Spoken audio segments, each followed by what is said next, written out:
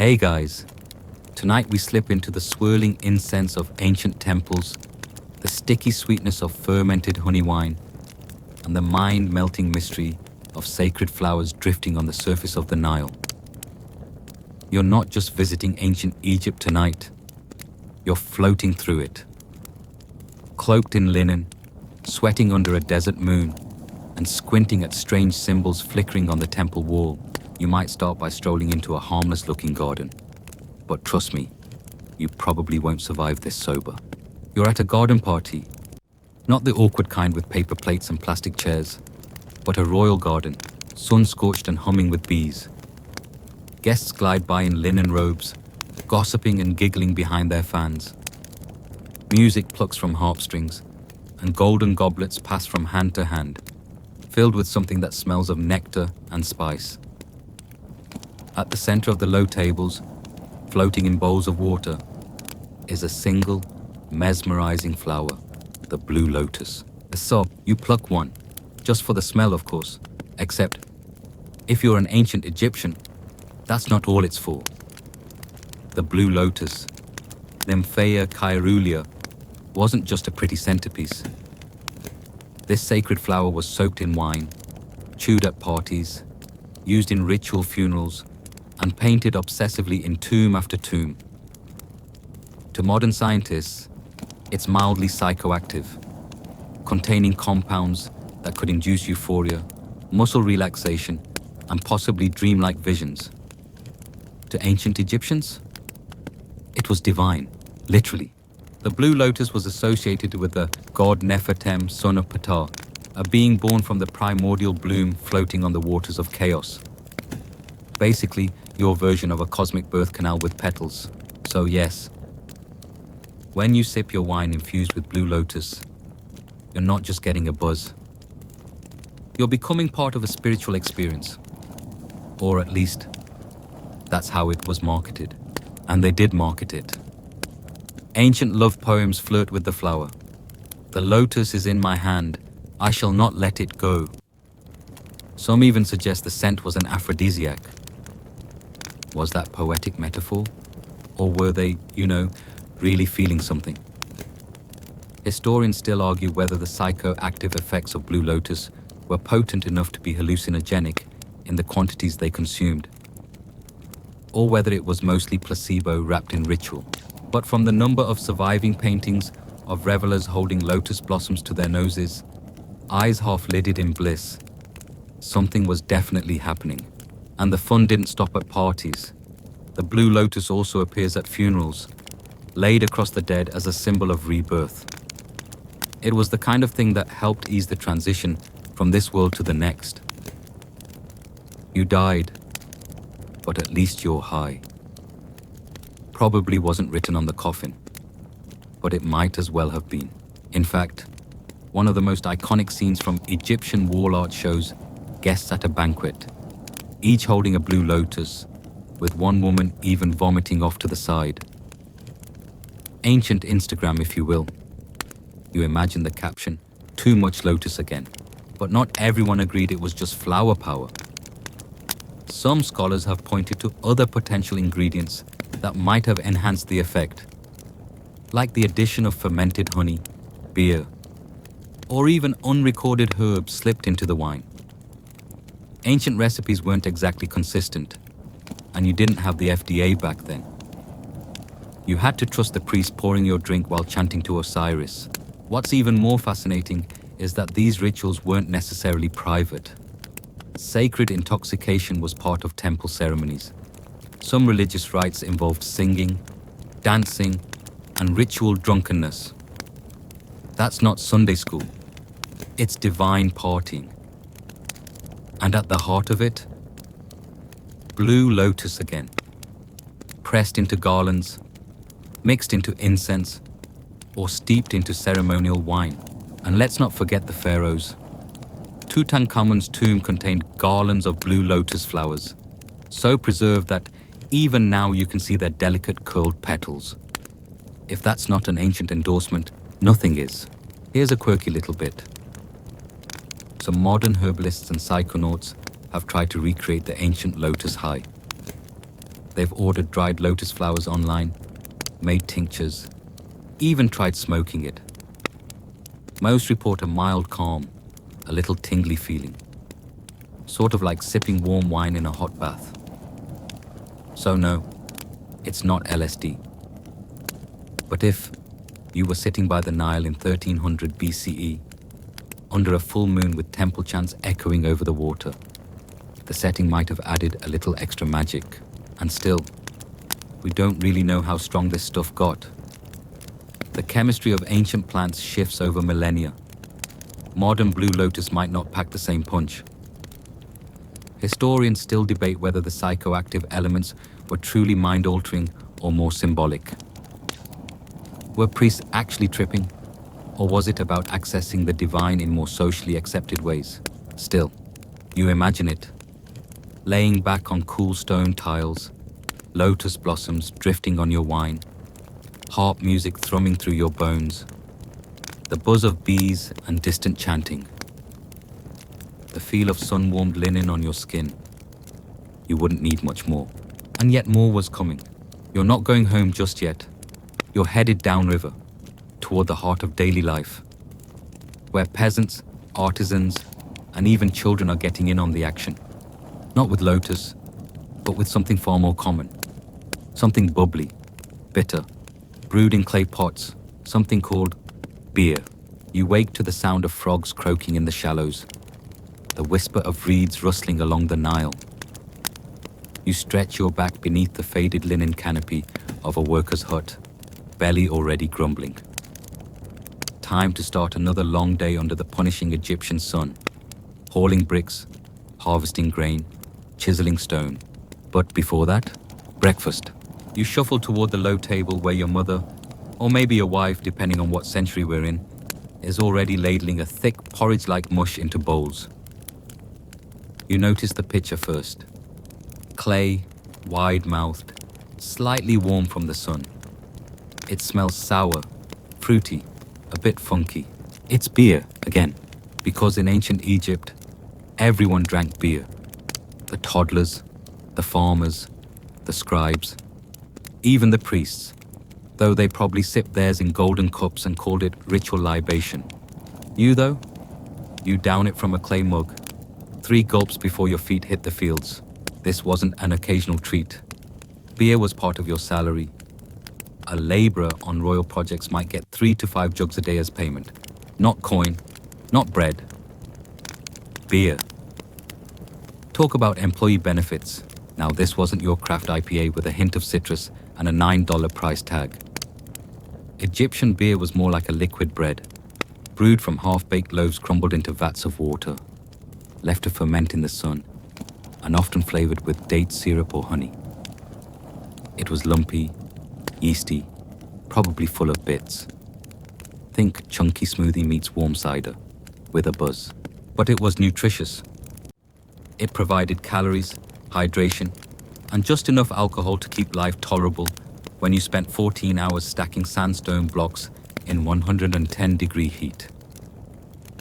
Historians still argue whether the alcohol content was strong enough to regularly inebriate drinkers, or if it was more like lightly boozy gruel.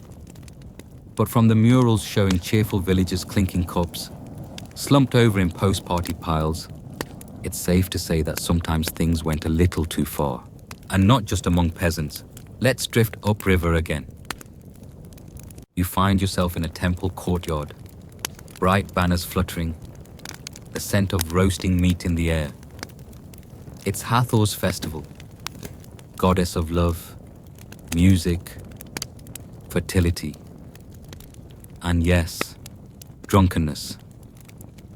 Her most devoted followers would celebrate her by drinking until they passed out. Literally, that was the goal. To enter a trance, a state of divine ecstasy, aided by gallons of festival beer. And in case you think this was some fringe cult, the tradition was so widespread that one of the most famous myths, the destruction of mankind tale, involves Hathor being tricked into not annihilating humanity by getting her wasted. The gods flood the earth with beer dyed red to look like blood. She drinks it, passes out, forgets her rage, and wakes up in a better mood. Moral of the story? When in doubt, throw a kegger. Beer had religious significance. Offerings to the gods included beer. Tombs were stocked with beer jugs. In the afterlife, you weren't supposed to wake up thirsty. And if you were important enough, your tomb even came with detailed inscriptions showing how to brew it. You know, just in case you forgot the recipe during eternal sleep. Let's shift scenes. You're in a market square now. The heat is bouncing off the mud brick walls, the smell of fish oil and onions clinging to your nose. In the corner, a crowd has gathered. A street performer. No, just a very tipsy fisherman dancing awkwardly, beer sloshing from a jar in each hand. You hear giggles, then shouts, then a slap. Turns out public drunkenness was definitely a thing, and not always in a charming way. Texts from scribes scold rowdy behavior, especially from men who couldn't hold their liquor. One fatherly advice scroll warns, do not indulge in beer to the point of staggering, lest you be beaten and humiliated. Harsh, but probably based on lived experience. And yet, the next line praises moderation. It's not don't drink, it's don't embarrass the gods. In fact, drinking was so central to society that beer was considered medicine. Got a fever? Drink beer with crushed herbs. Snake bite? Beer and garlic. Toothache? Beer poultice. Heartbreak? You guessed it. Beer plus a spell or two. Now, a quirky little tidbit. Archaeologists recently discovered ancient beer factories near temple complexes. Massive breweries capable of producing thousands of liters at a time. These weren't casual mom-and-pop operations. They were industrial, like Egypt's version of a Budweiser plant industrial. Some believe these may have supplied the workforce that built the pyramids, which, if true, means the Great Pyramid was sponsored by beer and onions. You feel that buzz yet? That soft, pleasant hum behind the eyes? You're not alone. There's another festival going on. The drums are louder now. Women twirl with sistrums, those metallic rattles that jangle like tambourines. Offerings spill over their altars. Bread, beer, garlands of lotus. You catch sight of a high priest sipping from a gold-rimmed goblet. He lifts it to the heavens, murmurs a chant, and drains it in one go. You wonder what's in it this time. Beer again. Or maybe something stronger. Because not at all intoxication in Egypt was fermented. Some came from fire, some from smoke, some from powder ground in secret chambers of the temple, packed into incense balls, or pressed into perfumes too potent to wear outside the tomb. But that's for next time. For now, you sit by the river's edge, clay cup in hand, and listen to the soft gurgle of the Nile. The beer is warm, but you don't mind. Your body aches, your mind drifts, and the stars begin to scatter across the early sky like crushed pearls. Tomorrow you'll work, tomorrow you'll wake. But tonight, you float. The incense hits your nose before anything else. You're not sure how long you've been inside the temple. Light comes only from slits in the stone, the air dense with silence. But then, from some dark chamber ahead, comes that scent again. Musky, floral, sharp enough to sting. You breathe in and you float a little. Because in ancient Egypt, scent wasn't just cosmetic. It wasn't just for covering body odor. Although let's be honest, after a few hours in 100-degree heat and no soap, you definitely want to cover something. No, scent was spiritual, fragrant, holy, a tool for reaching other planes of reality. You step deeper into the chamber, feet tapping faintly on limestone. A priest passes, silent as a shadow, swinging a golden censer. The smoke it spills is thick and strange. Frankincense, myrrh, maybe a bit of labdanum. Maybe something else, because this isn't just a temple of stone. It's a portal. And the ancient Egyptians knew that smell was a key to unlocking it. They weren't wrong either. Modern studies show that certain resins and herbs used in Egyptian incense can have psychoactive effects. Not you're seeing flying crocodiles effects, but certainly enough to alter mood, awareness, even induce trance, especially in a space already engineered for sensory overload. Between the chanting, the music, the flickering torchlight, and the mind-altering aromas, it's no wonder you start to feel different. Historians still argue whether this effect was intentional or a happy accident of religious devotion. Were the high priests trying to create a contact high? Or were they simply offering gifts to the gods, unaware they were clouding their own minds in the process? You move through another hall, guided only by scent. Here, the walls depict rituals, priests anointing statues with oil, women wearing cones of fat perfumed with kaifi, the famous incense blend that could include up to 16 ingredients, including raisins, wine, honey, cinnamon, juniper, and, depending on who you ask, a bit of cannabis or opium. Yes, you heard that right. Some ancient medical scrolls, like the Ebers Papyrus, mention Shemshemet, a term many scholars believe refers to cannabis. Its applications? Pain relief, fever, headaches, magical rituals. So, while the average farmer might not have been rolling joints by the Nile, it's entirely possible that Egyptian priests and healers were burning a little greenery in the name of divine communication. And then there's myrrh. Not just a gift from wise men, but a staple in temple rituals.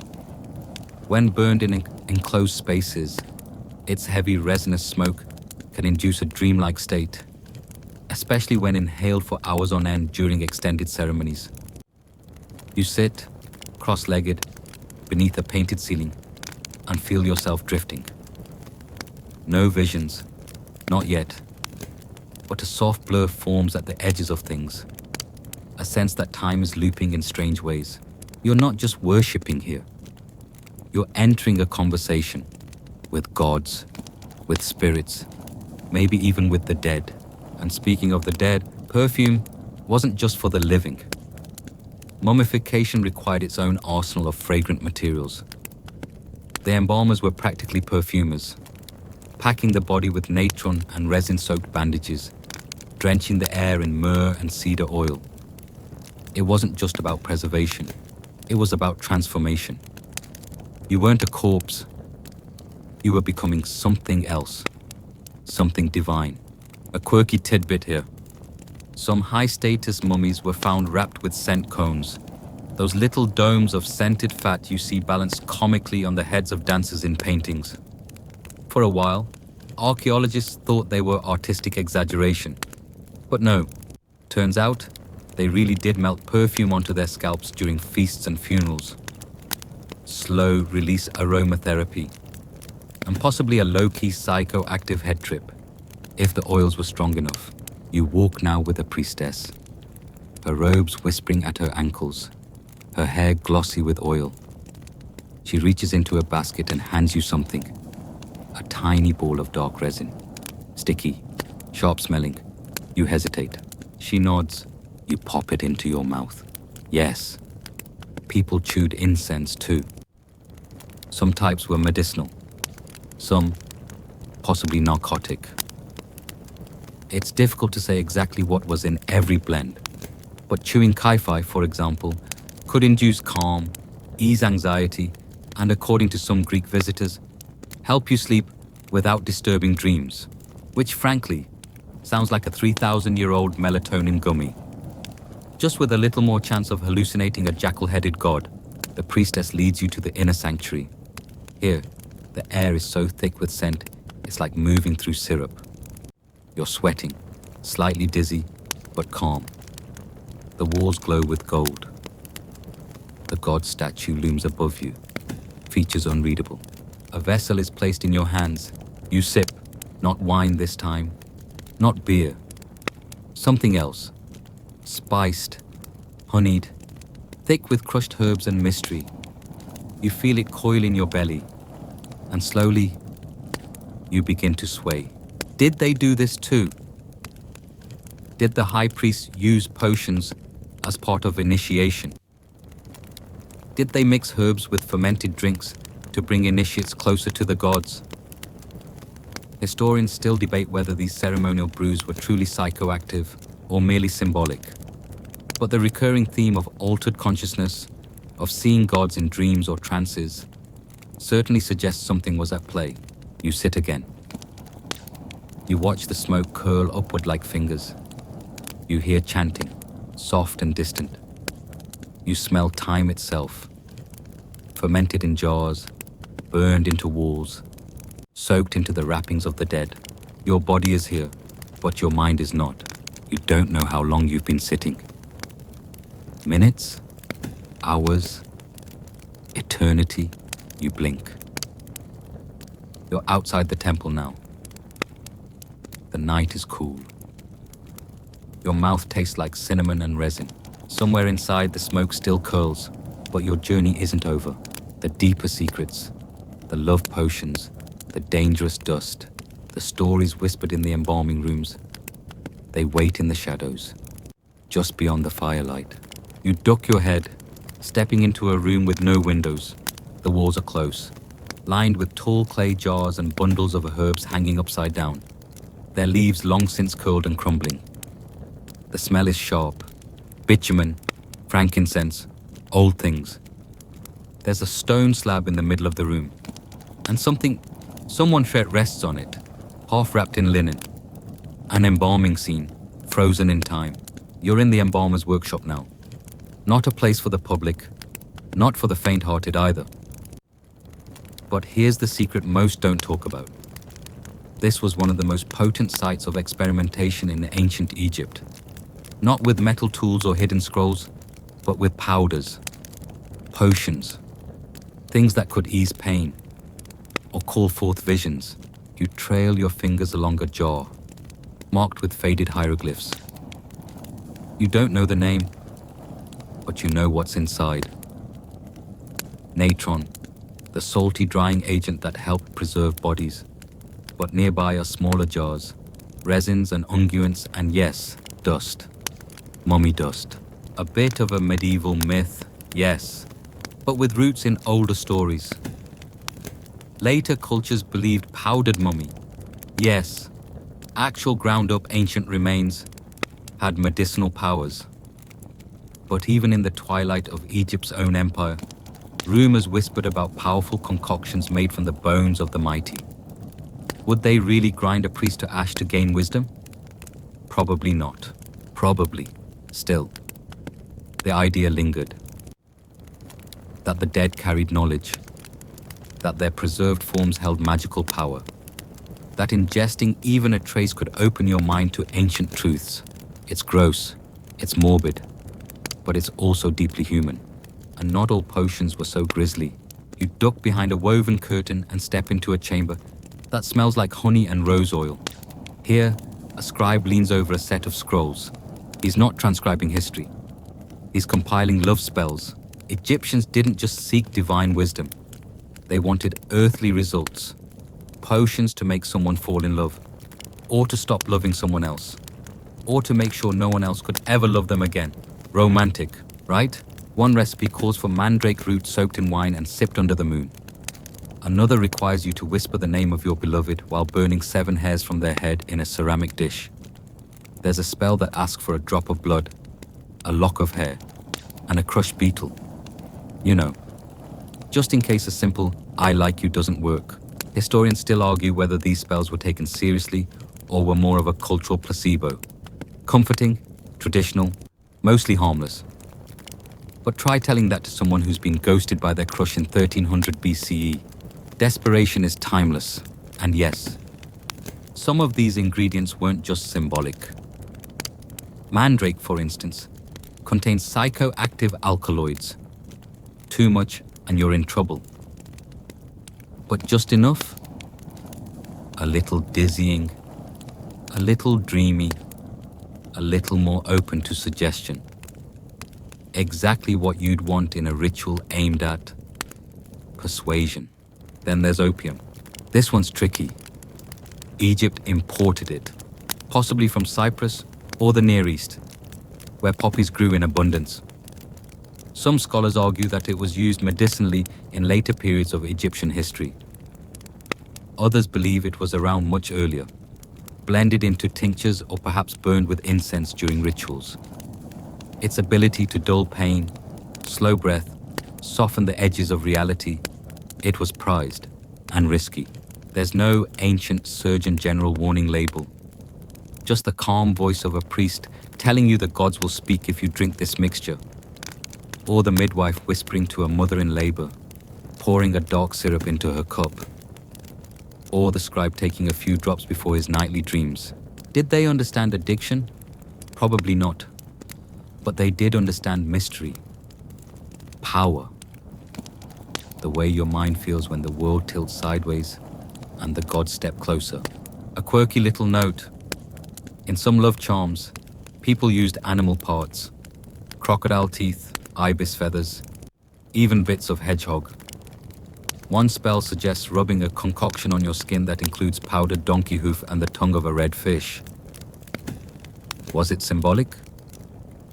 Probably. Was it effective? You'll have to try it and let me know. And then we reach the heart of the mystery.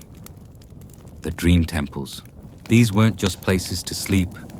They were spiritual clinics, often dedicated to Imhotep or Serket, where people came to be healed through dreams.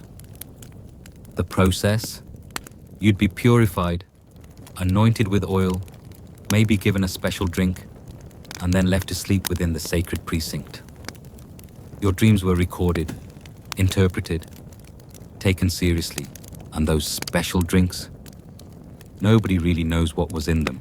Historians still debate whether these were mild herbal infusions to relax the body, or stronger substances designed to push the mind beyond its waking limits. Some ingredients mentioned in temple scrolls, blue lotus, myrrh, mandrake, suggest a potential for serious effects, especially combined. A cocktail of mild sedatives, mood enhancers, maybe even light hallucinogens. Imagine it. Lying on a stone bed, under a sky painted with stars, incense coiling in the air, your skin tingling with sacred oil, and in your hand, a cup of something warm and thick and strangely bitter. You drink, you sleep, and you dream of a god stepping from the darkness, touching your forehead, whispering your future. You wake up, and nothing is the same. Not all potions were about escape. Some were about access to the divine, to the unconscious, to whatever lies just beyond the veil of the senses. Tonight, you've walked that edge, but the highest journey still lies ahead. Not in powders, not in potions, but in pure, unfiltered belief. You stand at the threshold of a towering gate, two colossal pylons carved with scenes of kings, smiting enemies and gods floating serenely above the chaos.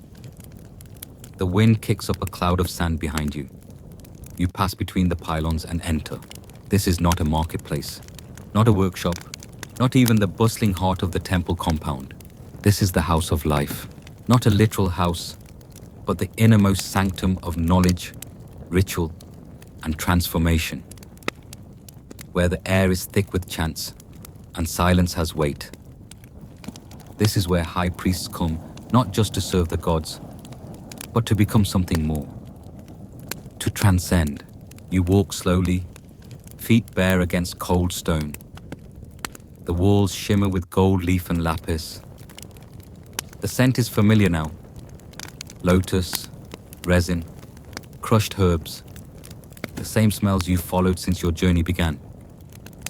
But here, there's a difference, a stillness, a sense that what happens beyond this point cannot be undone. You've reached the highest level of ancient Egypt's spiritual high, the mystery rites. Very little is known about these. And what survives? Fragmentary, teasing, hints in inscriptions, echoes in later Greek accounts, a priest touching the lips of an initiate with a ritual ankh. A phrase, opening the mouth to receive the breath of life. A dark room, a whispered name. Historians still argue whether these elite initiations involve true psychoactive substances or simply extreme sensory manipulation. Long fasting, sleeplessness, rhythmic chanting, and symbolic rebirth through tightly structured ceremony. But when you look at the pyramid texts or the Book of the Dead, one thing becomes clear. This wasn't metaphor, not to them. You weren't acting out the death of Osiris. You were experiencing it. You weren't pretending to travel through the underworld. You were walking it, step by step, with every beat of the drum and every thrum of incense. And sometimes you were seeing things. Openly, the Egyptians didn't discuss hallucinations, not like we would. But their art is full of dream logic, animals with human heads, boats sailing through star fields, gods who consume light and exhale time. It's hard not to wonder if some initiates did see such things in waking dreams, assisted perhaps by blue lotus wine, or kai-fi incense, or something stronger. And unlike the village beer feasts or love potions, this wasn't about indulgence. It was about control, discipline. You couldn't just wander into enlightenment. You had to be trained. The high priests were not just theologians. They were pharmacologists. They knew how much of which plant to use, how long to steep it, what phase of the moon was best for collecting it. These weren't guesses. These were secrets. One fringe theory suggests that Egypt's most elite rites may have involved psilocybin mushrooms, native to parts of the Nile Delta and known to local herders. There's little hard evidence, but some speculate that early forms of visual prophecy may have been linked to such visionary plants. Another theory connects the intense religious trances of dream temples to a brew akin to ayahuasca, though there's no direct botanical link. Still, the point remains. The ancient Egyptian elite were aiming for a shifted state. And whether that came through drugs or dogma, they believed they were reaching something real. A quirky little artifact from Saqqara shows a priest wearing a ceremonial headdress shaped like a mushroom. Coincidence? Maybe. Maybe not. You lie down now, as they would have, inside a dark chamber carved to resemble the tomb of Osiris. The air is cold. You can hear your heartbeat. The only light comes from a single oil lamp flickering beside a statue of Anubis.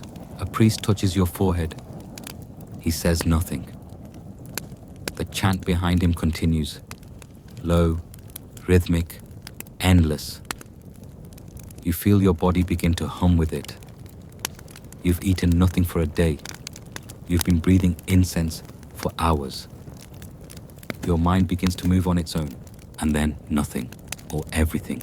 It depends on how you look at it. You dream, perhaps, or you see. You float through the sky in a boat made of gold, stars blazing around you. You pass through gates guarded by snake-headed demons.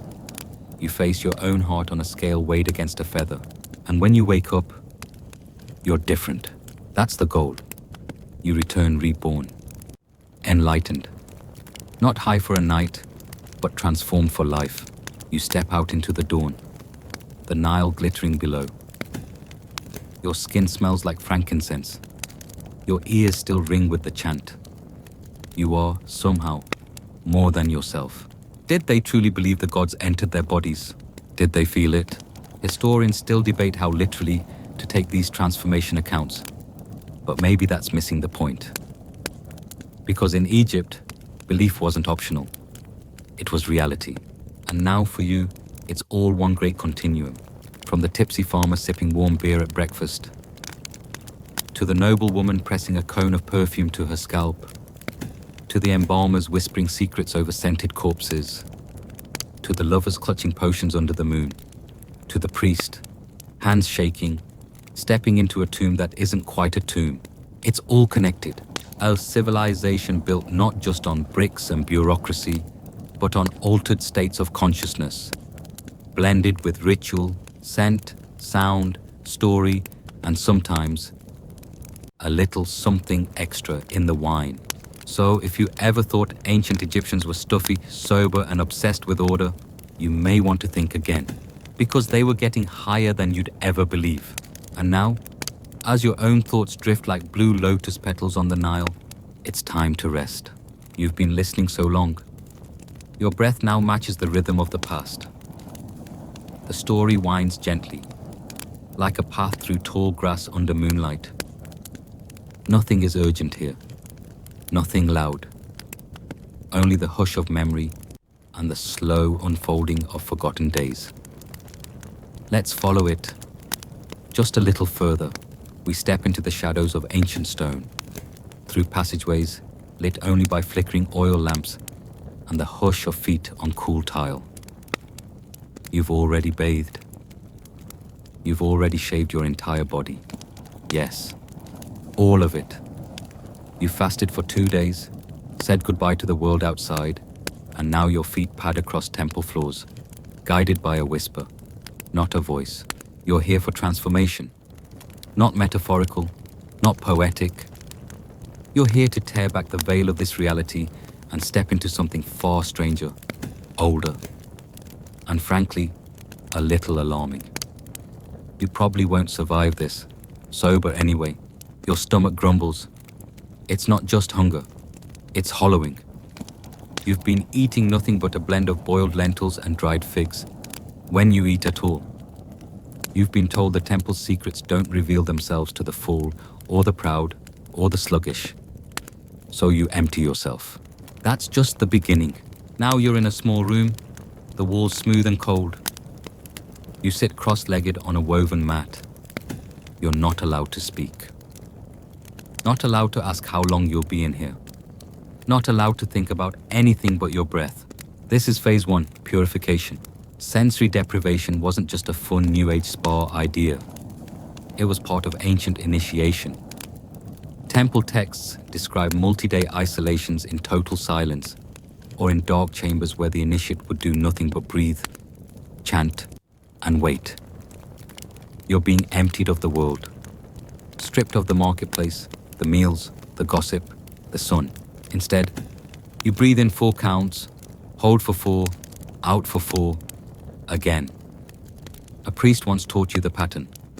You follow it like a tether, your only anchor in this blank space. Historians still argue whether these preparatory rites were always this intense, or if they were exaggerated over time into something more mythic. But records from multiple temple schools mention seclusion, enforced silence, and long deliberate cleansing of both body and thought before any real opening of the mind could begin. And then there's the sweat. At some point, the priests open the door. You blink, the dim hallway still brighter than your cell. You're led to another room, a small one, stone walls, and in the center, a low pit glowing with heat. Coals, steam, a basin of water into which the priest drops a handful of herbs. The air hisses. Your pores open. This is your personal sweat lodge. The Egyptians didn't build them like the Navajo or Finns, but they absolutely used heat and steam in ritual purification. Frankincense-laced baths, heated rooms with closed doors and burning resins. You sit here, breathing thick, spiced air, until your thoughts start to unspool. Your skin gleams. You've never been cleaner, and you've never felt further from yourself. You're lightheaded, faintly euphoric, and it's not even the good stuff yet. Next comes movement. Out in the open courtyard, under the night sky, you're led through slow, repetitive motions. Arms stretch, feet lift and lower. You trace the path of stars overhead. You mimic the sky boats of Ra. Other initiates circle with you, silent, slow. This isn't dance, it's tuning, quirky detail. Certain rituals required initiates to walk specific labyrinth patterns, inscribed on temple floors. The idea was to replicate the path of the sun through the sky, or the soul through the underworld. Kind of like a cosmic walking meditation, but with much higher stakes. Then come the sounds, not words, tones. A deep, chest-thrumming hum, sung by masked priests from the shadows. They're not singing to you exactly. They're vibrating the air around you. This is harmonic entrainment, before that was a thing. Low-frequency drones repeated over and over, designed to lull the mind into rhythm. You join in, and your own voice vibrates in your ribs. You don't know how long this lasts, but eventually you stop thinking about time. The sky turns darker, or maybe lighter. You can't tell. The stars flicker. Your stomach is quiet. Your head is full of fog.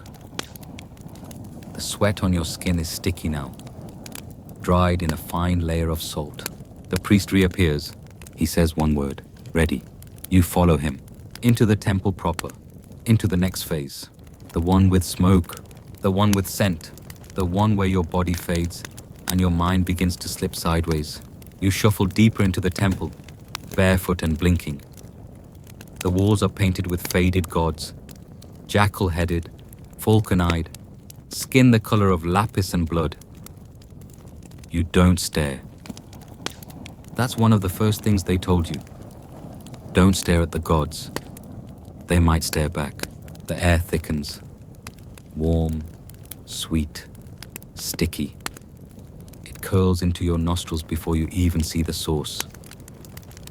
Smoke, golden and spiraling, it snakes out from copper bowls placed along the corridor, each smoldering with some ancient mixture of herbs, bark, and powdered resin.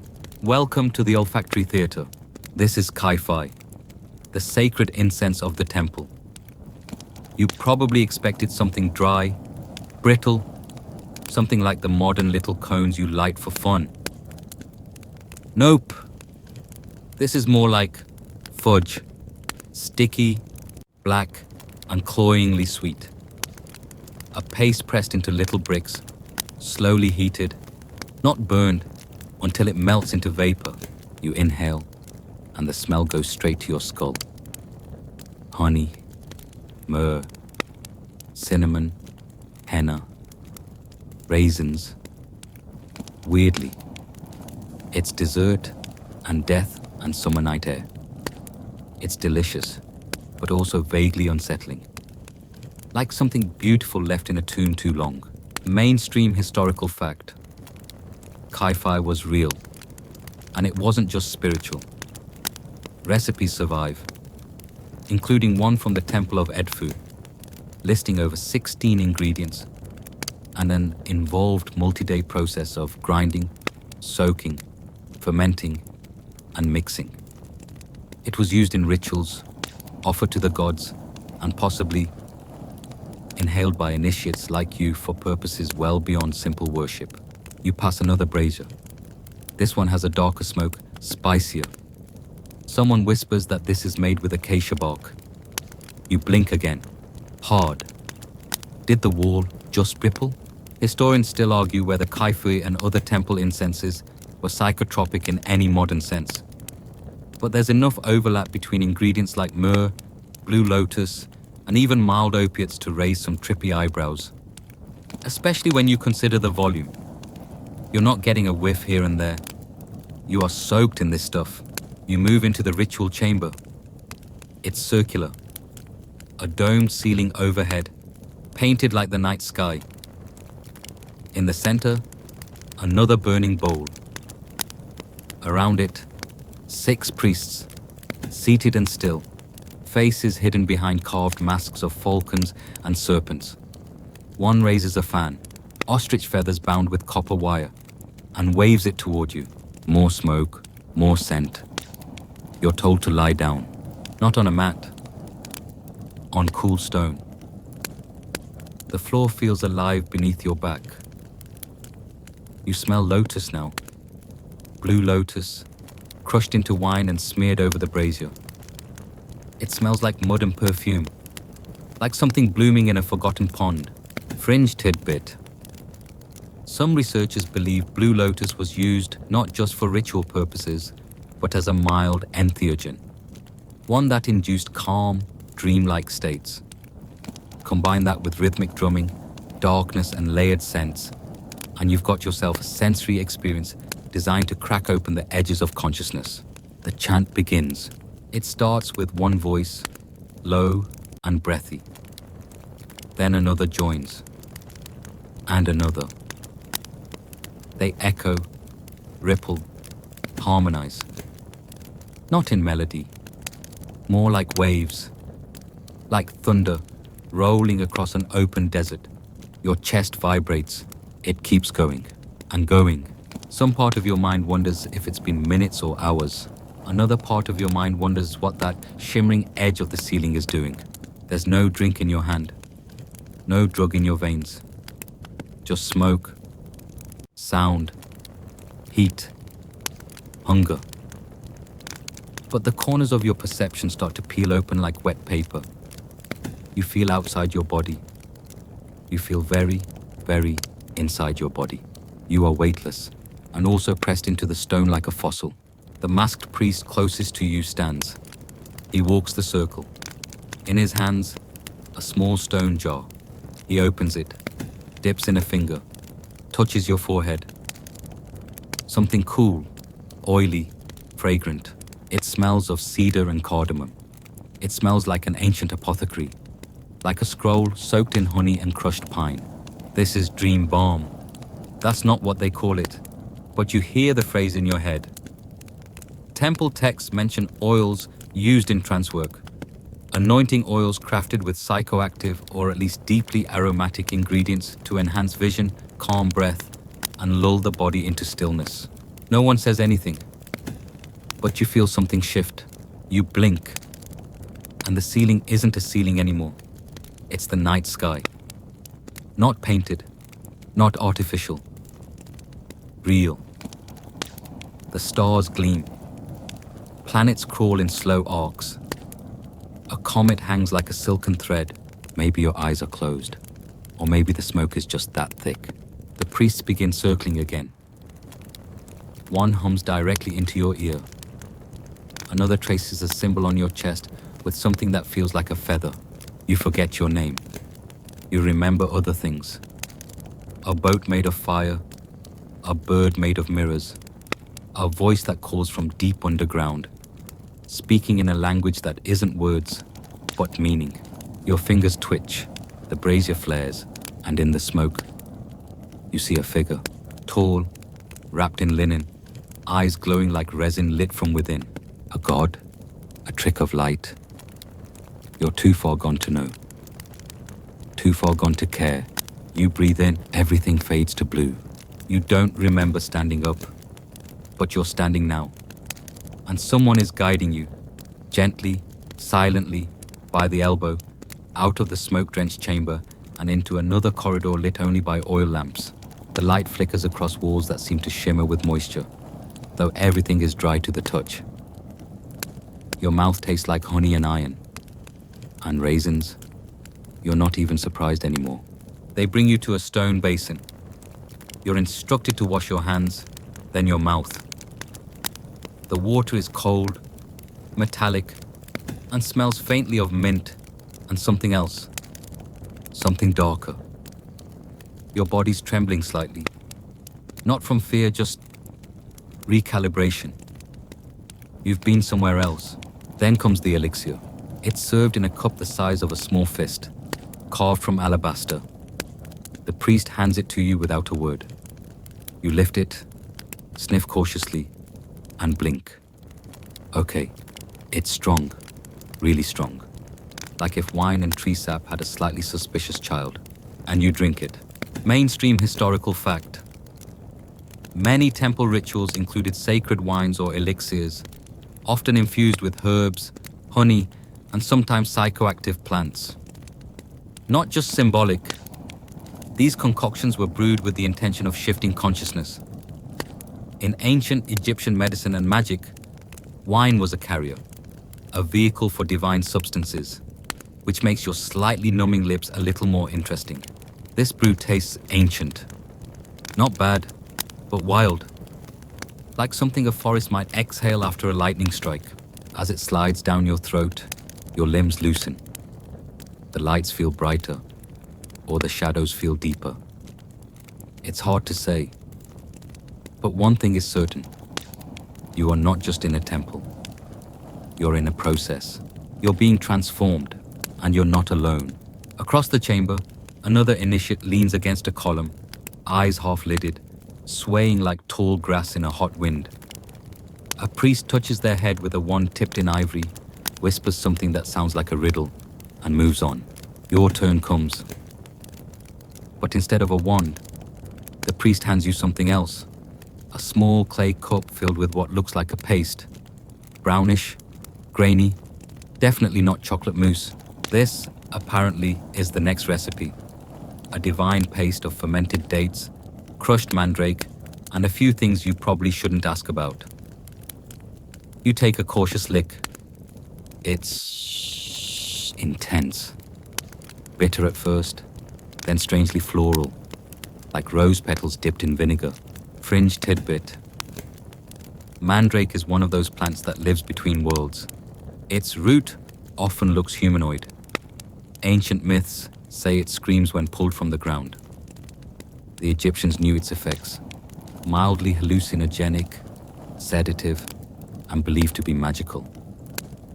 It appears in love spells, sleep rituals, and possibly in this exact sort of elixir paste. You're told to sit, not lie down. Sit cross-legged, facing a low burning flame set inside a bowl of polished obsidian. The black surface reflects the fire back at you.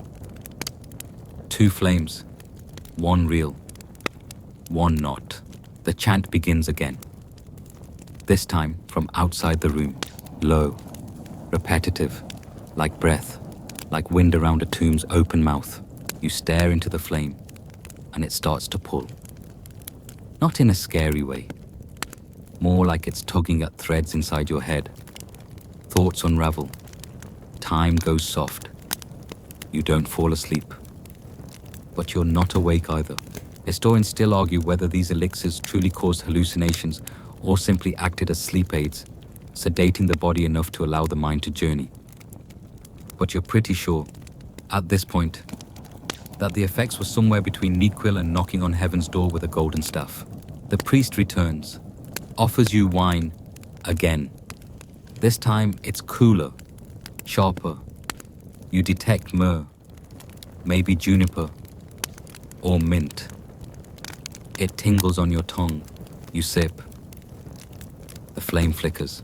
You blink. The room shifts. You are underwater, but dry. The air is thick, but breathable.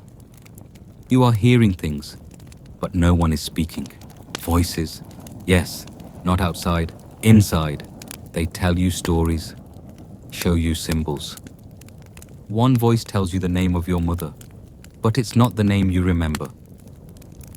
Another voice laughs, and then becomes the voice of your own thoughts. You can't move, but you feel like you're flying, or sinking, or both. Someone places something in your hand, a token, a stone carved with a scarab. It feels warm. You don't remember receiving it, but you remember why. You are being judged gently, not punished, just seen. The elixirs, the incense, the chanting. It's all part of this trial. Not of sin, of clarity. Did you open your mind? Did you cross the threshold? You hear a bell, not loud, but sharp. You blink again. The fire is low. The room is darker. The priest smiles behind their mask. You're told to stand. You do. Legs shaky but steadying. The cup is taken from you. The stone remains in your hand. You're told to place it on a ledge, near the door. You do. And in that moment, your reflection in the obsidian flame bowl isn't you anymore. It's someone older, wiser, maybe just someone with more eyeliner. You step back, and for the first time all night, the temple feels quiet, not silent, just resting. As if the place itself has exhaled. You follow the shadows to the next chamber, and the gods follow you. You walk without knowing where your feet are taking you. The air has changed, cooler now, damp, like the edge of a well just before dawn, and quiet. So deeply quiet that the soft rustle of your linen robe sounds like thunder. You enter a narrow passage carved with stars, not painted, carved. Hundreds of tiny five-pointed stars chipped into the stone, stretching across the ceiling in uneven constellations. Your eyes trace them. Your body follows. This is the final gate, and you're not alone. Other initiates stand nearby. Or perhaps you imagine them. Their outlines shimmer a little, like mirages. Some hold small statuettes of gods. Horus with his falcon head, Thoth with his ibis beak, Hathor with her cowhorn crown. You hold nothing. Your hands are open. Maybe that's enough. The priestess appears, not through a door. She appears, veiled, serene, and humming so softly you can't tell if the sound is coming from her or from inside your ears. She leads you into the dream chamber. There are no torches here, only the glint of moonlight bouncing off pools of still water. You step around a shallow basin shaped like the Eye of Ra. You think of blinking, but your eyes are already closed, and open, and closed again. This is not sleep. This is incubation. Mainstream historical fact. Dream temples, or sleep chambers, were found throughout the ancient world, from Egypt to Greece. In Egypt, they were part of healing cults and transformation rituals, where initiates would sleep in sacred spaces, seeking visions from the gods. The Temple of Serapis, the House of Life at Abydos, even the tombs of pharaohs doubled as dreaming portals. But here, in this one, you're not looking for healing, you're looking for contact. They give you a cushion stuffed with papyrus, covered in soft linen. You lie down. Your pulse matches the drip of water somewhere far off. It echoes in the chamber like time melting. Then the priestess touches your forehead with a cold stone. You inhale sharply, and the dream begins. At first, it's just color. A wash of golds and indigos and deep pomegranate reds. Your body floats, yet you feel the weight of your bones. There is music, but it doesn't have a melody. Just the rise and fall of sound, like breath. Again. Always breath, and then a voice. It doesn't speak in words. It places images in your mind. You see a field of wheat growing backward. You see a crocodile with 3 eyes swimming in a circle. You see your own hands, only they're not yours. They're older, or newer, or someone else's entirely. A god speaks. Or maybe your own voice now is the god. Fringe tidbit. Some texts describe divine voices or god possession, states achieved through temple trances, where the initiate would begin speaking in tongues, writing strange symbols, or convulsing gently while in deep communion. One story claims a priestess of Hathor danced for 2 nights straight without rest, channeling visions and prophecy through wine and incense. You, thankfully, are lying down. Historians still argue whether these dream rituals were purely psychological, aided by suggestion, or enhanced through active substances. Some say they were symbolic. Others claim they truly opened doors to memory, to madness, or to something divine. You shift in your dream. A gate appears, low and wide, covered in feathers. You're told not to touch it, so of course you reach out. Your fingers pass through, but your mind catches. Suddenly, you're walking across a desert made of glass. Each step rings like a bell. You see pyramids floating upside down in the sky. A sun rises, and it's the face of a lion. You laugh, out loud maybe. It echoes across the chamber in the real world, but you don't care.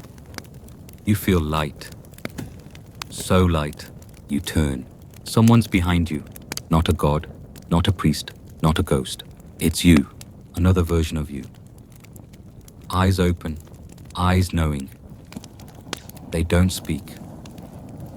They nod and step back into the sand. You wake up, or you return. Your body is still. Your breath is soft. The priestess is gone. The chamber is empty, except for a thin trace of myrrh in the air. You sit up slowly. You feel different. Not transformed in some flashy golden aura kind of way. Just realigned. As if your bones have clicked into their correct setting. You're offered water, cool, sweetened with fig, and then a mirror, polished bronze.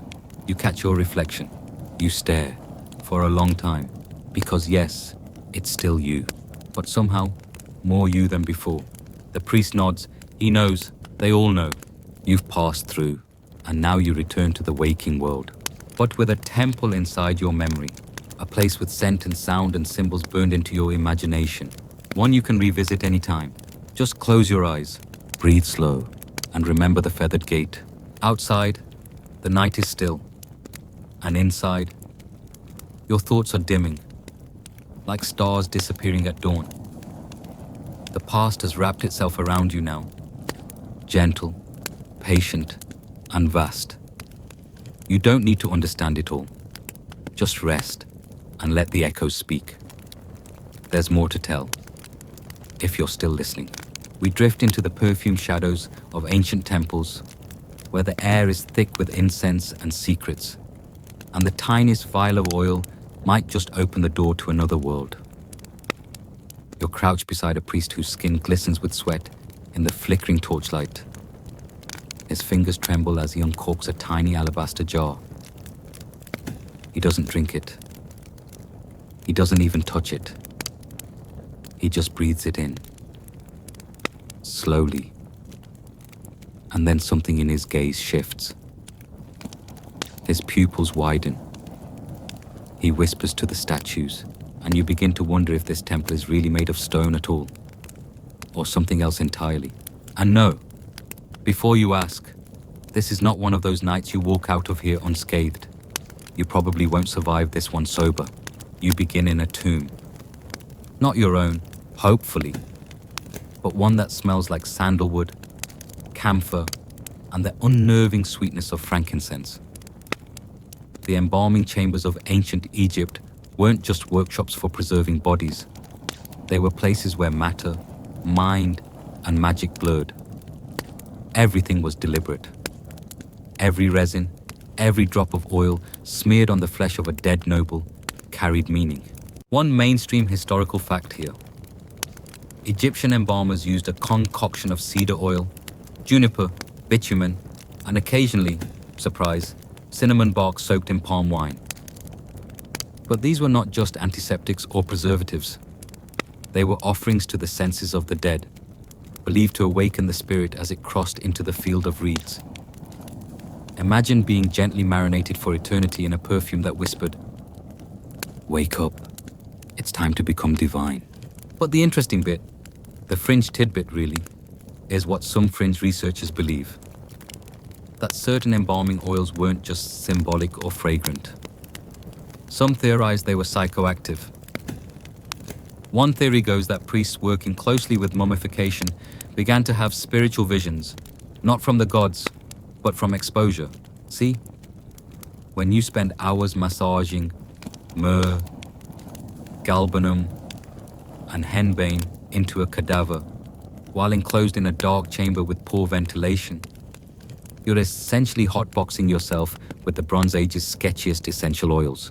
Henbane alone, a known hallucinogen in high doses, appears in medicinal texts. It was said to still pain and calm the gods, which is just vague enough to worry you.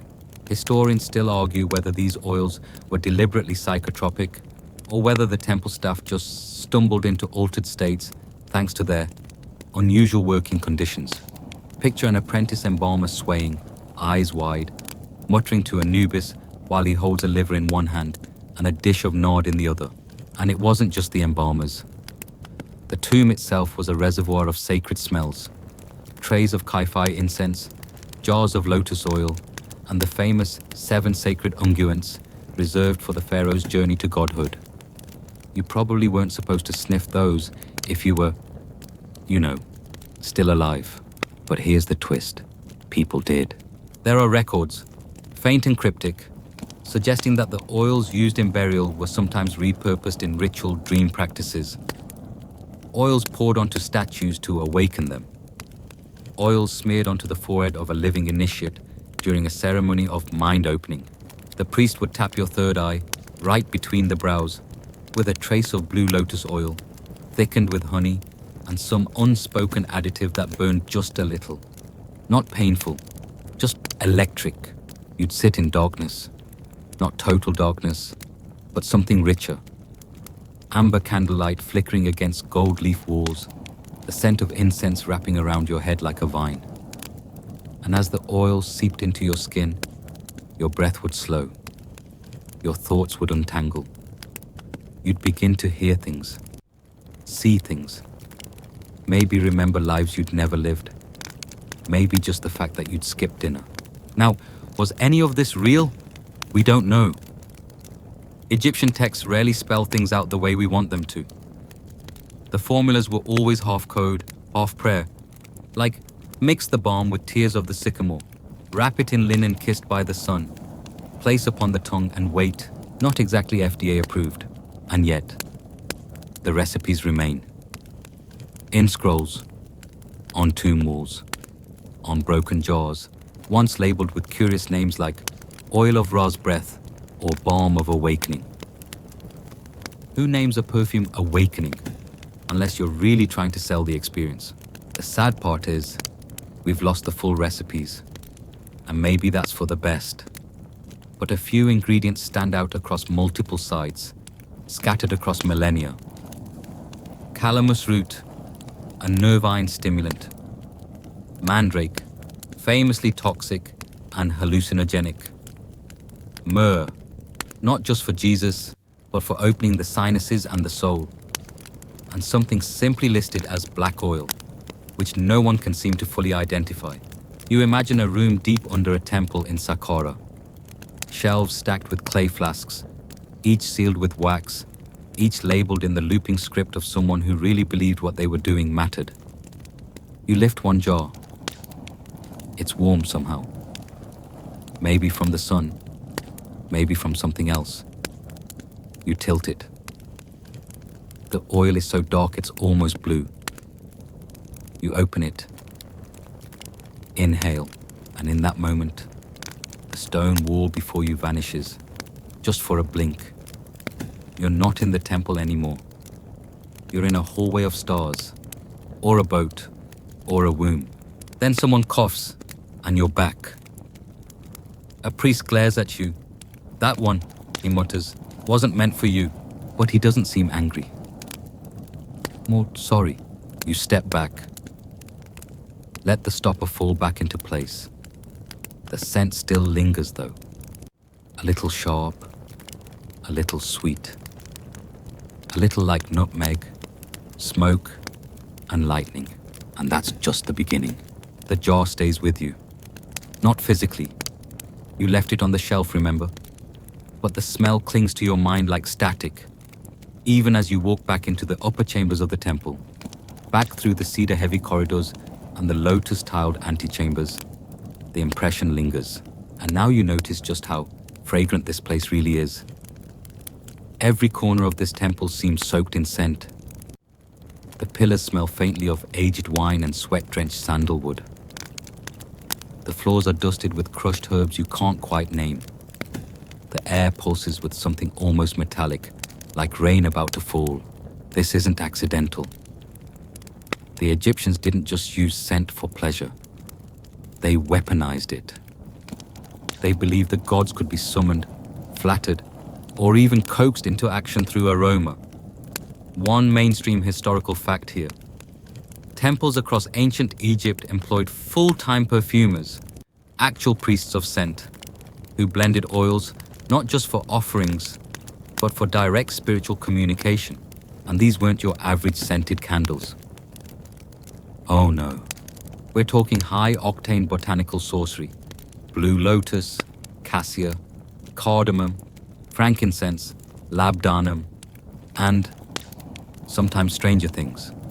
Things you wouldn't find at your local spa, unless your local spa offers embalmed crocodile extracts in bulk. Note, if it does, maybe change spas. The real alchemy happened during trance rituals. A priest would prepare a devotee, usually one chosen for their spiritual sensitivity or just someone who owed the temple a few favors. First came the physical cleansing, a bath in natron salt, hair removal, linen robes. Then, the anointing. Here's where it gets weird. The sacred oils weren't always applied to the forehead or temples. Sometimes the anointing happened under the tongue or along the soles of the feet, places said to absorb the divine quickly, kind of like the ancient Egyptian version of sublingual aromatherapy. But you're standing in a smoky sandstone chamber, and a hawk statue is watching you like it knows. You lie down on a low slab, and the perfumed priest begins to chant. The rhythm is slow, hypnotic. Each syllable lands like a heartbeat. You don't know what the words mean, and that's fine. You're not meant to understand with your mind. The oil goes on your forehead. It tingles. A second blend is waved under your nose, thicker, more floral, like blue lotus steeped in honey wine. That one doesn't just tingle, it buzzes, like bees behind your eyes. That's when things begin to tilt. The air feels heavier, then lighter, then somehow both. The walls of the chamber begin to shimmer, just slightly, like heat mirage. The chanting gets deeper, or maybe it's your breath that's deepening. Your limbs feel like marble wrapped in silk. Your thoughts slow into syrup. You're told gently to describe what you see, and here's the kicker. This isn't a hallucination. According to the priests, this is a revelation. The oil doesn't create visions. It merely peels back the veil. The scent opens the mind, allowing the divine to be seen clearly. Any side effects, mild twitching, faint murmuring, speaking in tongues, are just spiritual static. One fringe tidbit. Some scholars believe these trances weren't just private rituals, but public events. Inscriptions on temple walls suggest people gathered to watch the chosen medium enter altered states, lying before statues while bathed in scented smoke. Imagine turning up to a ceremony and watching your cousin Jenny zone out mid-chant, eyes rolled back, mumbling in ancient dialects. She's just communing, the priest says. Totally normal Saturday, normal. Historians still argue whether the blue lotus used in these rituals was truly psychoactive. Modern lab tests show that Nymphaea caerulea, the sacred blue lotus, contains apophene and nuciferine, alkaloids that can create mild euphoria and altered states. But were those effects deliberate? Or just a happy side effect of smelling really, really good? Another oil in the trance toolkit? Kaifi, a complex incense blend of over 16 ingredients, including raisins, myrrh, cinnamon, and yes, possibly cannabis resin. The exact recipe varied by temple and time period, but the purpose stayed consistent: to lull the mind, soothe the body, and bring the soul into conversation with the sun. You know, just your casual Tuesday night aromatherapy.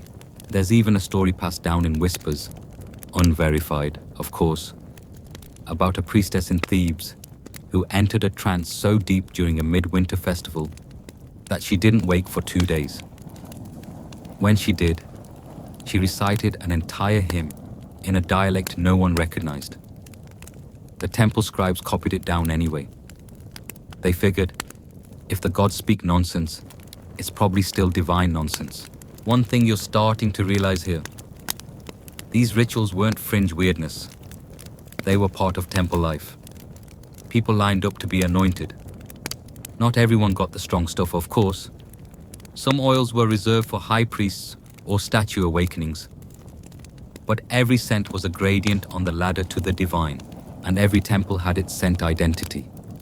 The temple of Isis, heavy on myrrh and cinnamon. Horus, light floral notes with sharp green undertones. Thoth's temple, bitter resins that almost sting the nostrils. Intellectual oils, clearly. Even statues had their preferences. Yes, statues. They were regularly fed and bathed with these mind-opening blends. You've got to admire the confidence of a civilization that routinely spoon-fed its limestone deities and then gave them scented foot massages. You're told not to laugh. The priest beside you is applying a thick paste of kefir to a statue's lips, murmuring a hymn as he does. His hand doesn't shake. He's done this 1,000 times. Does it work? You whisper. He doesn't answer. Just leans close to the statue's ear and listens. A pause, then a nod. You wonder if he actually heard something, or if the oil just finally kicked in.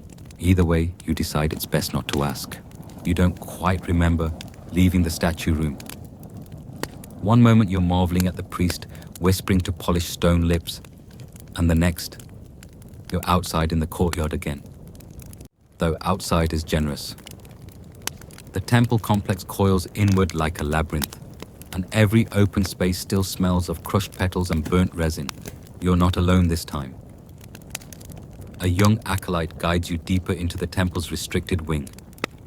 He carries a tiny jar in both hands, like it might explode. Or worse, like it might speak. You ask what's inside, and he smiles without answering. Classic. This is where the oils are born. Behind carved doors and walls painted with scenes of jackal-headed gods and crocodile-riding pharaohs lies the true temple distillery. You half expect bubbling cauldrons and lightning bolts. Instead, it's quiet, reverent. Tables lined with copper alembics and glazed ceramic filters. Pestles worn smooth by centuries of ritual grinding. And the smell. Oh gods, the smell. It hits you like a wall. Not one scent, but 100, swirling together like ancient incense jazz. Sweet, smoky, bitter, and somehow cold. You fight the instinct to sneeze, or maybe cry. It's unclear. Here's your mainstream historical fact for this leg of the journey. Ancient Egyptian temples, particularly the large ones like Karnak or Edfu, housed fully functioning perfumeries and pharmaceutical labs. These weren't side hobbies. They were state-sponsored and sacred. Recipes were handed down like scripture, sometimes carved into temple walls or tucked into papyrus rolls kept under lock and key. Oils weren't merely made, they were summoned, layer by layer, note by note. Now one particular oil draws your attention.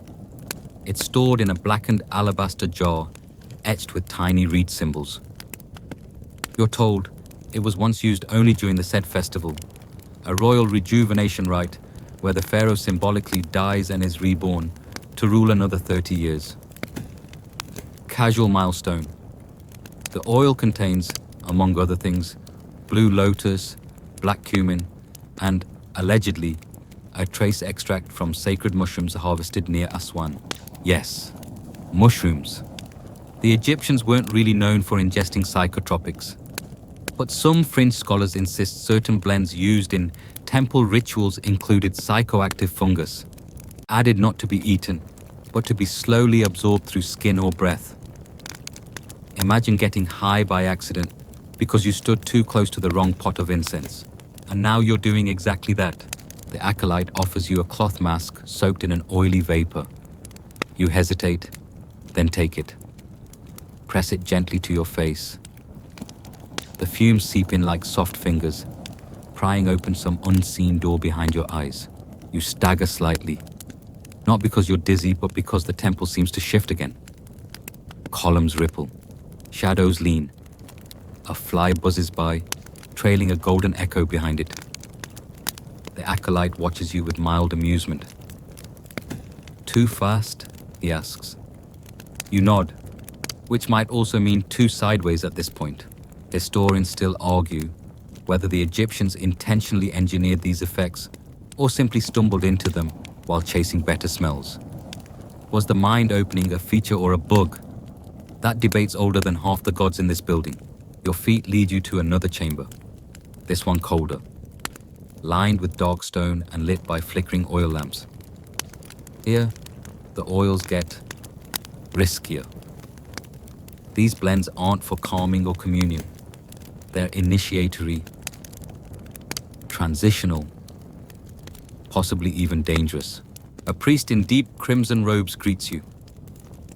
His eyes are lined in green malachite, and his voice is smooth as honey spilled on marble.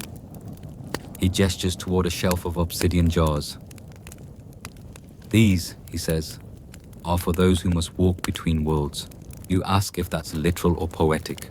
He doesn't clarify. He hands you a jar labeled with a single symbol, a coiled serpent around an eye. The seal is unbroken. He tells you it was last opened for a ritual in honor of Sekhmet, the lion-headed goddess of destruction, healing, and very confusing moods. Sekhmet's rites, you learn, involve trance dances, rhythmic drumming, and thick clouds of oil-laced incense.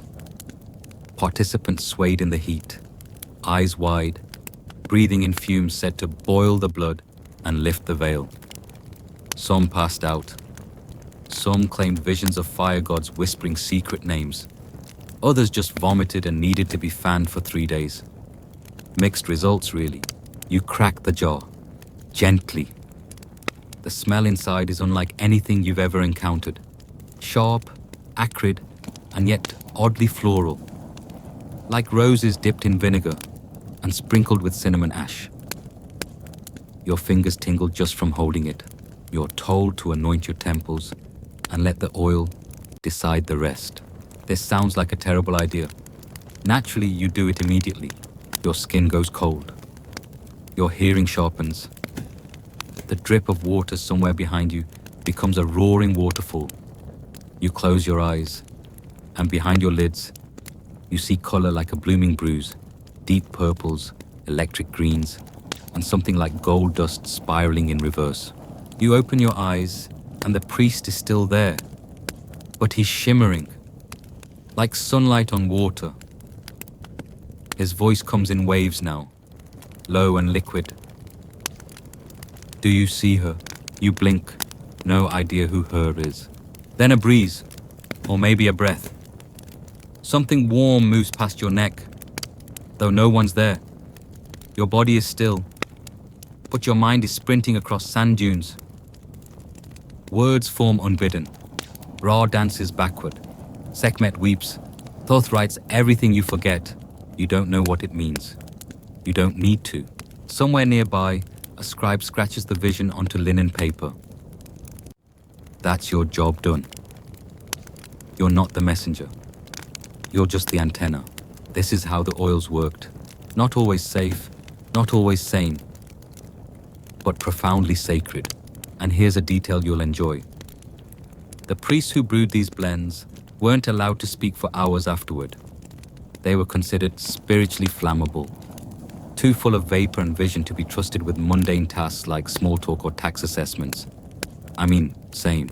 You lie down in the cool, dark chamber, the fumes still curling around you. You think about how many feet have walked this same stone floor, carrying the same dizzy calm. You wonder how many minds were opened, and how many just quietly wandered off. No one seems in a rush to wake you. When you wake, or sort of wake, you're no longer in the chamber of oils, at least not the same one. The walls have changed again. Now covered in polished gold foil and lapis inlays, each tiny panel etched with scenes that shimmer in the lamplight. You sit up slowly, expecting someone to explain, but the room is empty, save for a single, unsealed jar resting beside you. This one doesn't reek of mystery or mushroom-fueled madness. It smells familiar, sweet, gentle, almost like something you dab on your wrists before an awkward first date or a funeral, which, in ancient Egypt, may have been the same thing, emotionally speaking. You lift it and inhale carefully. There it is. Myrrh, frankincense, cinnamon, and a faint note of blue lotus. The classic quartet. It's the blend used during the opening of the mouth ceremony. Not for priests, not for kings, for the dead. See, the ancient Egyptians didn't just preserve bodies, they preserved presence. When someone of high rank died, their senses were ritually restored before burial. Eyes reopened, ears made to hear, mouth unlocked, not to speak again, but to receive offerings in the afterlife. Water, beer, a fig or two, maybe a bite of roasted goose, depending on your tax bracket in life. And here's your mainstream fact. The opening of the mouth ceremony was performed using special tools, like a hooked adze and ritual blades, often carved from meteoric iron. Space metal, yes. Because if you're going to whisper ancient spells into a dead guy's ears, you might as well use a tool that literally fell from the sky. But what made it work, allegedly, was the oil. Rubbed on the lips, pressed to the ears, dabbed at the nostrils. The mixture was believed to carry divine breath, an aromatic bridge between the priest's prayer and the spirit's reply. So here you are, holding that same oil. You start to wonder whether it's meant for you. Not in a morbid way, don't worry. You're not about to get mummified behind some curtain, but more in a symbolic sense. You've been wandering through this labyrinth, breathing in fragments of other people's gods and ghosts. Maybe this last blend is to help you leave with your senses intact. You dab a little under your nose. The scent fills you, calm and ancient.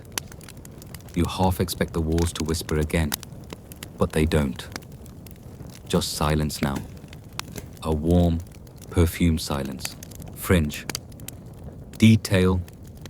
Time. Some fringe. Egyptologists believe that this final blend had more than just symbolic weight.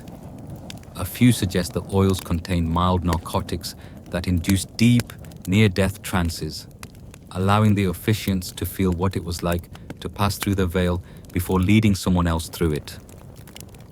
High-stakes empathy training. Not OSHA approved, but others disagree. Historians still argue whether the psychoactive element was literal, or if the trance-like effects came from the ceremony itself. Chant, incense, rhythm, repetition. Maybe you didn't need drugs when you already had 3 hours of drumming and a room full of burning resin. You lie back, arms folded across your chest. Not in a mummy pose, but just to feel the cold stone beneath you one last time. You're not asleep, but your body thinks you might be. Somewhere in the temple, a procession begins. Low chanting, bronze rattles. You catch glimpses through a screen. A priest in leopard skin, another waving palm fronds, a child carrying a bowl of milk. And in the center, the mummy.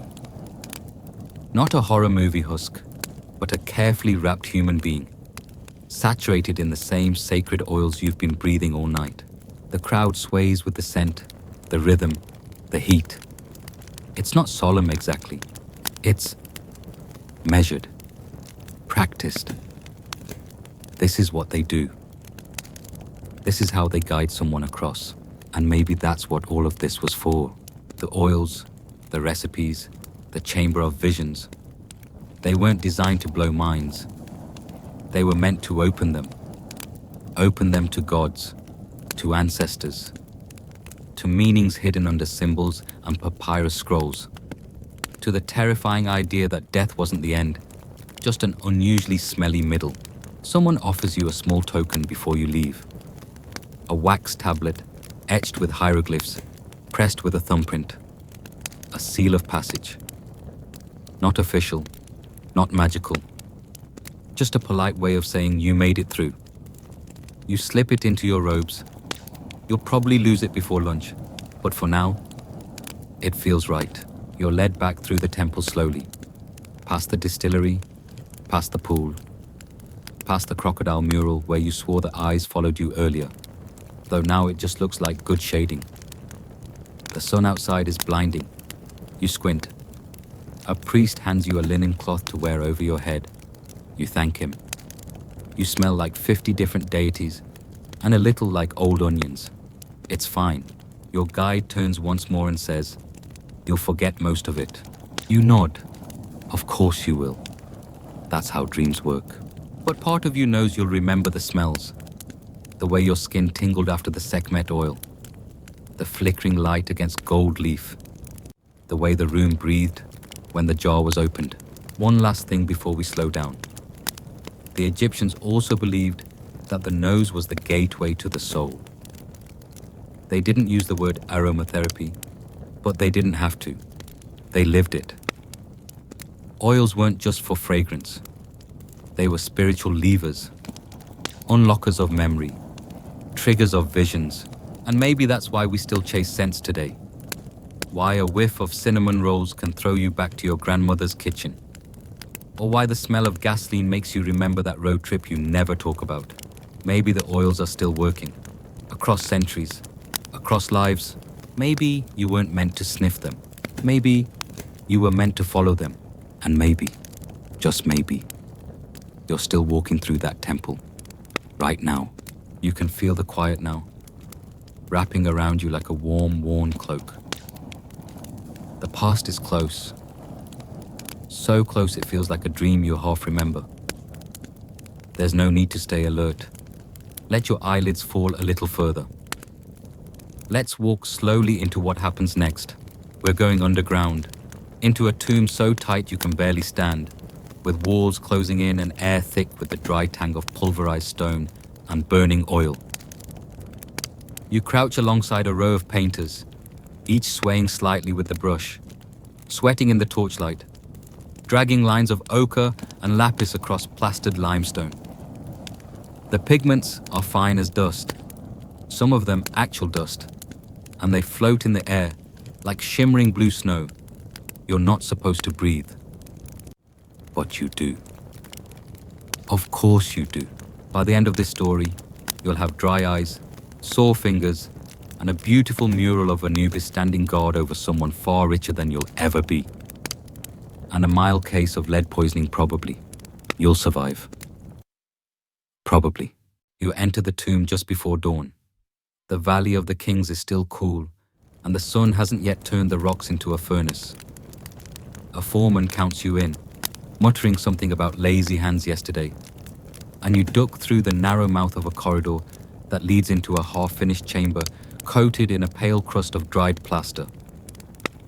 The scent hits immediately. Thick, dry chalk, layered with sweat, grease, and that coppery sharpness that always comes from crushing stone. Someone's already mixing pigments in the back. You're not an architect, not a carver. You're one of the brushmen, hired for your steady hand, your knack for color, and your willingness to sit cross-legged for 10 hours with your knees screaming and your mind going numb. You take your little bowl, a stubby reed pen, and a square of wood to steady your hand. Your first task is simple. Redo the eyebrow of a falcon god that someone made too thick yesterday. The eyebrow has sparked a 20-minute argument and a thrown sandal. You stay out of it. The pigment you're using is Egyptian blue, one of the first synthetic pigments in the world. That sounds glamorous, but really it's just sand, copper filings, natron, and chalk, all fired together into a crumbly brick you grind into powder with a rounded stone. It's beautiful. It's also toxic. You lean close, grinding carefully, but there's no getting around it. You're breathing that dust in. No mask, of course. Just your hand over your face, which helps approximately 0%. Historians still argue whether tomb painters understood the health risks of the pigments they used. Some say yes. They covered their mouths, washed their hands, avoided working near children. Others think the precautions were ritual, not medical, part of the ceremony, not the science. The symptoms show up in remains, lesions in the lungs, lead in the bones, oddly colored teeth. You, for now, just cough a bit and blame it on the dry air. Every so often someone stumbles outside for a lungful of fresh Nile wind, then sighs and trudges back in. There's almost no speaking once the painting starts. It's not forbidden exactly, but it's frowned upon. The silence helps you enter the flow, they say. Or maybe it just makes it easier for the overseer to hear if you drop your brush.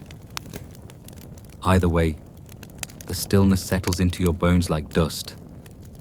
You count strokes in your head. You start to hear a faint ringing. Is that a bell? No, just your own blood being bored. The brush bristles fray, your fingers cramp. The torchlight flickers, and your shadows distort across the wall like gods melting into monsters. You dab your brush into the blue pigment again, eyes watering. You're painting the arms of Nut, goddess of the sky, and you want the hue to look otherworldly. You add a hint of crushed lapis to deepen the tone. Crushed lapis, more expensive than gold. But you're not allowed to speak, so you don't say anything about how ridiculous it is to be trusted with the ancient treasure dust while your own sandals are made from twisted reeds and prayer. One of the younger boys sneezes, and the pigment tray flares into a blue cloud. Everyone freezes. The overseer's sandals slap across the floor like the slow countdown to death. But instead of punishment, the overseer laughs. Even the gods are allergic, he mutters, and walks off. That's the closest you'll get to joy today. A few hours later, someone collapses from the heat. They're dragged outside, dumped on a mat, and handed watered beer until their lips stop turning white. Then back in. The painting must go on. Deadlines are tight, quite literally. If the tomb isn't finished by the time the noble dies, their call might arrive in the afterlife with an unpainted ceiling. Unthinkable. You scratch at your ear, which itches from the tiny flakes of plaster falling constantly. You've been painting underworld serpents for an hour, and they're starting to look like fried eels. You glance at the wall and realize one of the jackals has 5 legs. You cover it with a swirl of color, make it look like he's in motion. Good enough. No one complains. Fringe theories suggest some tomb artists may have intentionally inhaled pigment dust for the slight high, especially with minerals like cinnabar, malachite, or orpiment. The hallucinations were mild, mostly visual warping and a sense of detachment. Whether this was intentional or just the price of a day's work is still debated. You certainly feel floaty, but it's hard to say whether that's the fumes or the hunger or the monotony. There's a story whispered among the bushmen. One guy painting the ceiling of a tomb for a powerful priest started seeing the gods move, literally. He stood up, screamed, and ran straight into a wall. He now lives in a shrine, mumbling about the painted guardians and refusing to touch a brush. You've never met him. But after a few more hours, the idea of escaping into madness doesn't sound that bad. A fly lands in your pigment tray and dies instantly. You flick it out with the tip of your brush and keep going. By late afternoon, your back is wet with sweat, your hands are shaking, and your nose tingles with something between sneezing and disassociation. You lean in and whisper a prayer, not to the gods, but to your own fingers, begging them to hold steady for one more curve of the ibis-headed scribe. A mistake here means a redo, and a redo means staying after dark, outside. The light fades. The overseer calls time. You drop your brush into a bowl of stagnant water and stretch your legs, which feel about 30 years older than the rest of you. A breeze brushes your face as you step outside and blink at the sun, now low and gold. You made it, for today. The next morning you wake with the taste of dust still in your throat and your fingers curled into semi-permanent claws. The papyrus mat you sleep on has left its usual pattern pressed into your back, and someone has already stolen your morning bread ration. Again. But you barely grumble. You're too focused on remembering the face of the falcon god you were painting. You've been dreaming about it, like it's watching you even outside the tomb. You trudge back toward the site before the sun fully rises. A few other workers share the path with you, each half asleep and chewing on whatever food they managed to squirrel away from last night's meal. Someone jokes that if you squint hard enough, the gods might feed you themselves. You don't laugh. mostly because your jaw hurts. Today's task is more ambitious. You're painting a full procession scene: priests, animals, offerings, and the deceased, all walking toward judgment. It's a classic layout, one you've copied before. But this tomb's owner has expensive tastes. He's paid for imported pigments: real gar for red, orpiment for gold, and malachite for green. Beautiful. Also highly toxic.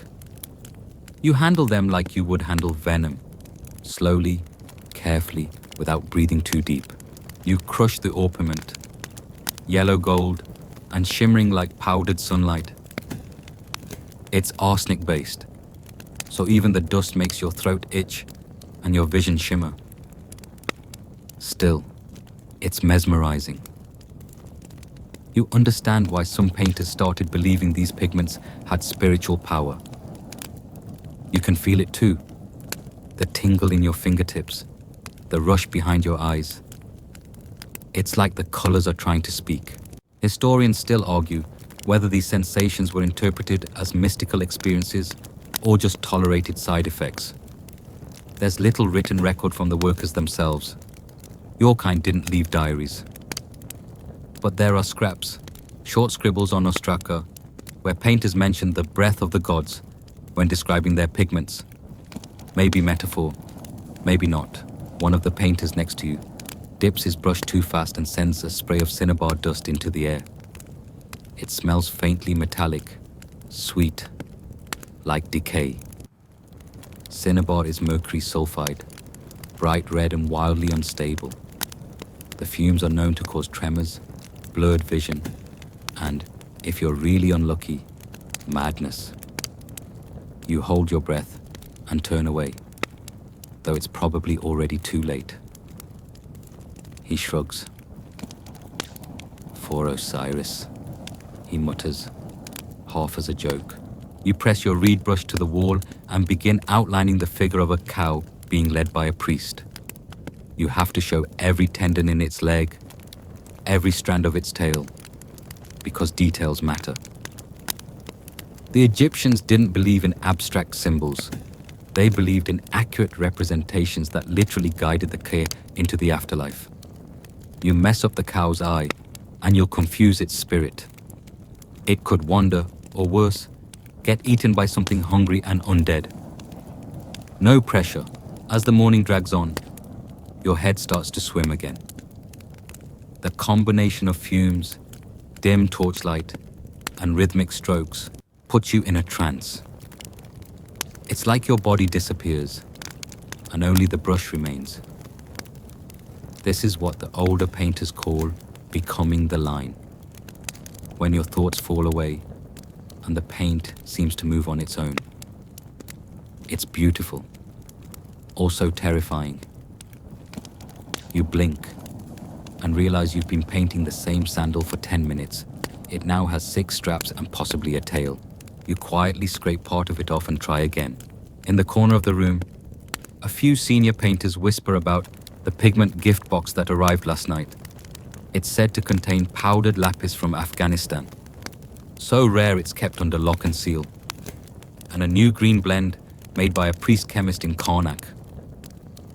The pigment has no name yet, but it's so vivid it glows under torchlight. You don't expect to touch it, but the idea of it makes your chest flutter a little. Meanwhile, you mix your own batch of red from locally sourced ochre, which you crush with a little beer and fig juice. The fig helps it stick better. It also makes it smell like spoiled dessert. A mosquito lands in it. You stir it in. Lunch is dry onion bread and watery beer, eaten squatting in the shade of a half-finished pillar. Someone brings out a flute and plays a tune that's only 3 notes long, but repeated 26 times. It's oddly soothing. You stare at your hands and notice the red pigment has stained your knuckles. You've started absorbing the art. Literally, the foreman walks by, inspecting the work. He frowns at your jackal, then pauses. His snout's too short, he says. You nod, though you're 90% sure that's just the style this tomb owner wanted. Still, you repaint it, making the jackal look slightly more smug. Now he resembles your foreman. Coincidence? Surely. There's a quiet sort of pride in doing this work, despite the aches and the choking dust. You're building eternity. These tombs aren't decorations. They're resurrection engines. The pigments are spells. The poses of the gods are coded instructions. Every color, every line is meant to guide a soul across rivers of fire and into gardens of eternal coolness. If it works, the tomb's owner gets paradise. If it doesn't, well, no one wants to talk about what happens if it doesn't. One of the older painters tells a story about a tomb painter who tried to sneak his own image into a mural. Just a small face, tucked into a crowd scene. The story goes that when the tomb was sealed, the painter died mysteriously a few days later. Maybe the gods noticed, or maybe the overseer did. Either way, the face was scrubbed out. Late in the day, you're given a task of high importance, outlining the feathers of Maat, goddess of truth. Each feather must be perfect. There are 36 of them. You nearly cry. But you start anyway, whispering under your breath as you go. Each line feels like a spell. The pigments catch the torchlight and shimmer, making her seem to move. Just slightly. Just enough. You finish the last feather, just as the overseer announces the end of the shift. You stretch, your joints popping like distant drums. Your nose is bleeding, just a little. You wipe it on your arm and walk out into the early dusk, heart oddly full. You don't know if your mural will last 1,000 years. But right now it feels like it might. That night, sleep barely touches you. Your head spins, and not from drink. Though the beer ration at dinner was unusually generous. Maybe to celebrate the delivery of that lapis pigment. No, it's the dream again. The falcon god, Horus, standing in front of your half-finished procession mural, peering at the jackal with your overseer's smirk. He reaches out, and you wake up sweating. The smell of pigment dust clings to your pillow like perfume made of minerals and mildew. You rise before dawn and follow the river path to the tomb. Today you're assigned to color the background of the Hall of Judgment. A blue so deep it could almost be black, made from crushed azurite and a dash of soot. You know it will eat the light whole, make the scene's golden and white figures shimmer like ghosts. It's laborious work, filling such large spaces. The paint has to be just thin enough to flow, but thick enough not to drip. It's like feeding a god with a very tiny spoon. You mix the blue in a shallow dish, using egg white as binder. Your brush glides across the plaster, and you find yourself humming. The sound echoes weirdly in the tomb. The torchlight flickers. At one point, you swear you hear someone whisper your name, but there's no one around. Probably just your ears ringing from pigment fumes again. Historians still argue whether the whispering walls, mentioned in a few scratched notes from tomb workers, were due to acoustic tricks or hallucinogenic exposure. Given the mix of mercury, arsenic, and lead dust hanging in the air, it's frankly amazing that anyone made it past their 30s. You take a break near the antechamber and catch sight of a priest applying oil to a small wooden statue. The air fills with a scent like crushed pine needles and cinnamon bark. That's kai-fi, one of the sacred incense blends, used to purify the space. You remember the rumor that some painters rub kai-fi oil directly under their nostrils before long workdays to see the shapes more clearly. The overseer called it nonsense, but the priest just smiles at you like he knows you've considered it. He doesn't say anything, just keeps polishing the statue. Back in the mural room, the pigment box is finally opened. Everyone gathers around like children at market. The lapis is even finer than you expected. Crushed so carefully it looks like blue fire trapped in a bowl. Only the master painter is allowed to touch it. You watch him mix it with gum, Arabic, and something else he won't name. Probably wine. Probably not legal. He paints the iris of Osiris's eye with it. Just one dot of blue, and suddenly the god is watching everyone, including you. You return to your section and try not to be jealous. Your own batch of green pigment has gone chunky. The malachite wasn't ground fine enough, and now your reeds keep catching on the grit. You try to smooth it out with more binder, but the paint runs. You curse softly and press the heel of your hand against your forehead. It leaves a green streak behind. Fashionable. One of your fellow painters, a wiry boy named Beck, leans over and whispers, "Lick it." You blink. He nods toward your pigment dish. Just once. Clears the nose. Trust me, you do not trust him, but you are curious. You dab a finger into the rim of the dish. Just a trace. And touch it to your tongue. It's like licking metal and dirt, with a sharp tang that makes your eyes water. Your nostrils flare. Suddenly, every scent in the tomb feels sharper. Stone, sweat, oil, smoke. The gods on the wall seem brighter too. More alert, like they're listening. You start painting again. This time the scales of Anubis's robe. Tiny, repeating chevrons in alternating shades of black and green. Time folds in. You forget your hunger. Your hand moves faster. At one point you hear yourself whispering names you don't remember learning. Beck grins. Told you. The truth is, almost every painter you know has done it. Not every day, not always intentionally, but the line between work and worship gets blurry here. You're painting the divine. You're breathing divine dust. The old joke goes, if the gods don't get you, the paint will. Probably both. You pause to rest and notice something new. A beetle painted near the feet of a servant figure. It's not part of the official design. Someone added it quietly. Maybe for luck. Or as a little rebellion. Or both. There's an entire underground language among painters, invisible to the tomb owners and even most priests. A hand held at a strange angle might be a nod to a long-dead mentor. A lotus painted slightly too wide, a sign the painter was in love. These aren't mistakes, they're messages. Whispers between the living, smuggled into the kingdom of the dead. One of the more eccentric painters, a limping man called Setju, swears he once hid a portrait of his dog inside a pile of grain offerings. He says the dog died of pigment poisoning after licking cinnabar off a drop brush. A cautionary tale, or a lie. Either way you like it. As the afternoon settles into a kind of humming stillness, you work on the ceiling.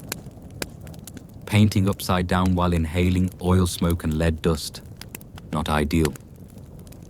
But the ceiling is where the stars go. Tiny dots of white on black plaster, recreating the night sky above the god's journey. It's sacred work. You hum as you go, a rhythmic dotting pattern that feels like breathing.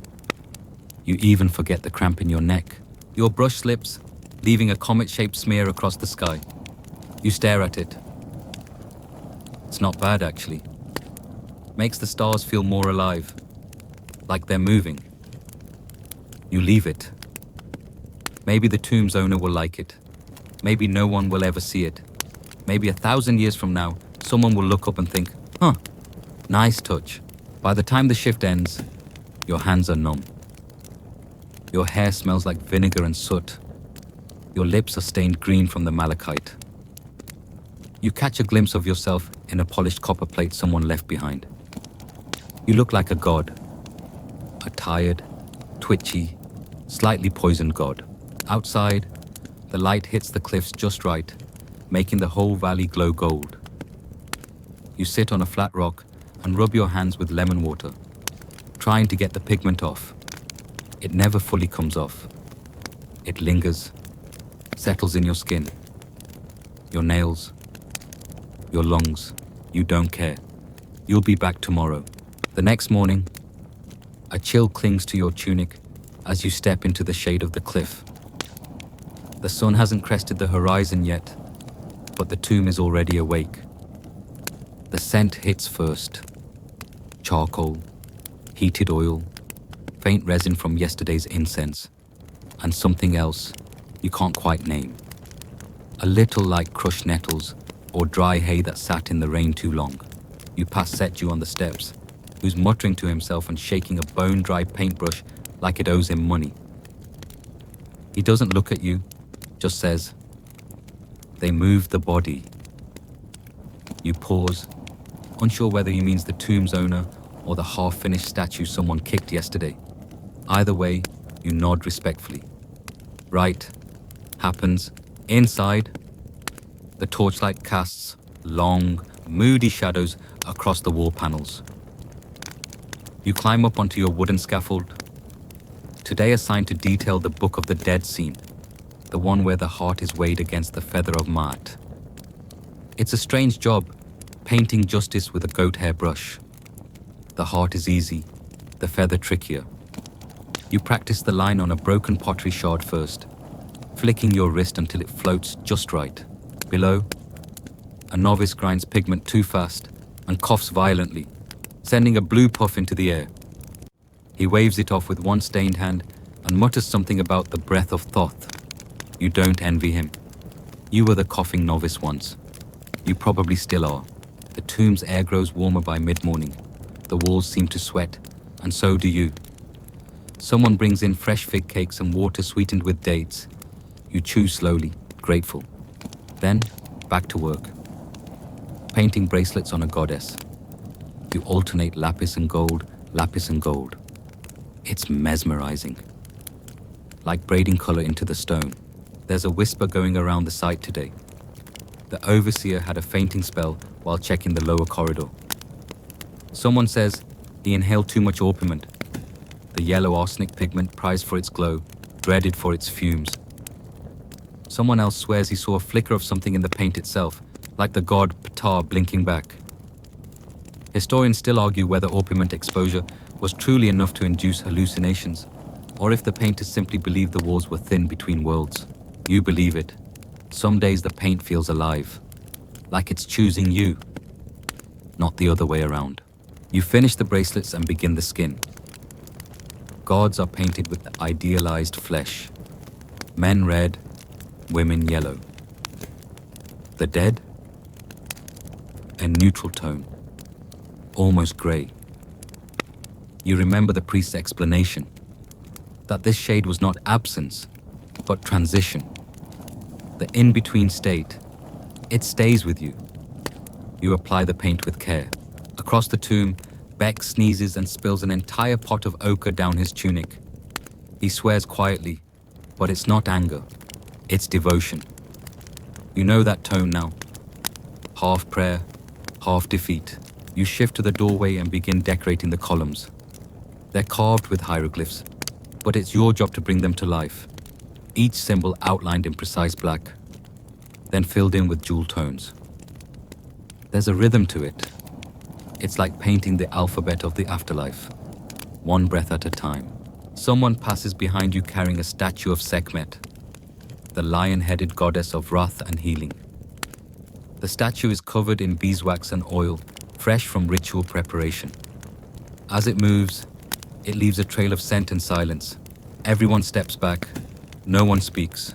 You glance up and see your own reflection in the statue's polished obsidian eyes. For a moment, you forget who you are. You could be anyone.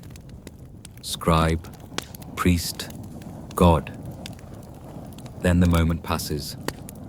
The statue is placed in the side chamber. The workers go back to painting. You return to the papyrus motif on the column's edge. Later, Setju returns with a rolled linen bundle. Inside, a bird skeleton, painstakingly arranged like a votive offering. He claims it was hidden behind a wall niche. Still twitching, he says with a grin. You don't ask follow-up questions. You just nod and keep painting. Some things in the tomb are better left observed than understood. The afternoon stretches long. You lose track of time. The gods on the wall become familiar. You start giving them nicknames. One of the falcon-headed figures looks like your uncle. A kneeling priest reminds you of Beck when he's apologizing. A vulture-winged goddess has your mother's glare. You're finishing the last hemline of a ceremonial robe when the overseer limps back in, still pale but smiling. "That's enough for today," he says. "Let the gods breathe." You step down from the scaffold, stretch your aching back, and pack your brushes into a cloth satchel. You don't even bother to wipe your hands this time. The colors can stay. Outside, the light is dying, and the cliffs look like melted gold. You walk back to the village with a few others, silent except for the crunch of sand underfoot. Beck starts humming again. The tune is older than memory, probably from a boat song. You join in without thinking. Back in your hut, you lay out your tools. The blue pigment, sealed carefully, the broken reed pen, the paint-stained cloth you've never washed.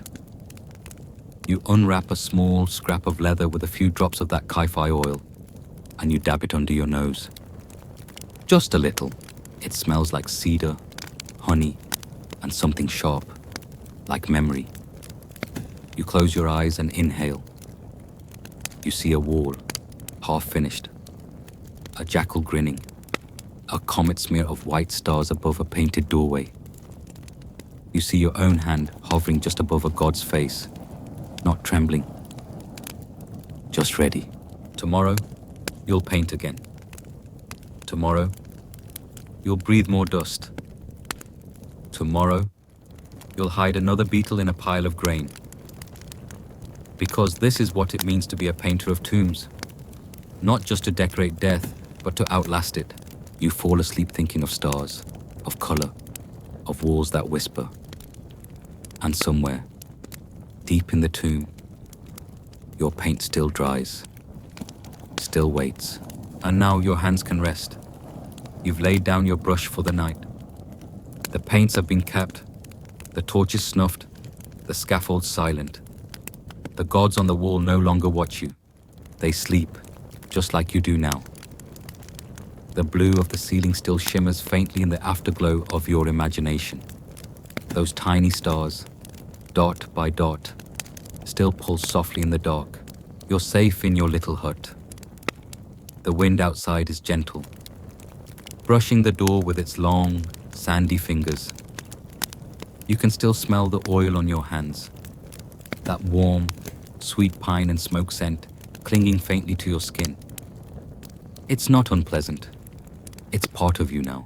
The aches in your shoulders, the grain of dust behind your eyes, the tickle of dried pigment at the corners of your mouth. All of it fades. Each breath slows a little more. The desert is quiet. The gods are silent. The walls no longer whisper. Whatever was hidden behind that wall niche can wait. Whatever images you didn't finish will still be there tomorrow. The tomb is eternal. But for now, you are allowed to leave it. You are allowed to sleep. Well, let the scent of ancient oils carry you a little further down into that soft, black sea of dreams. Let your heartbeat echo like footsteps in a painted corridor. Let your body drift, one finger at a time, until the only thing left is color. Deep, royal blue. The kind only the gods wear. The kind you wear now. Good night, painter.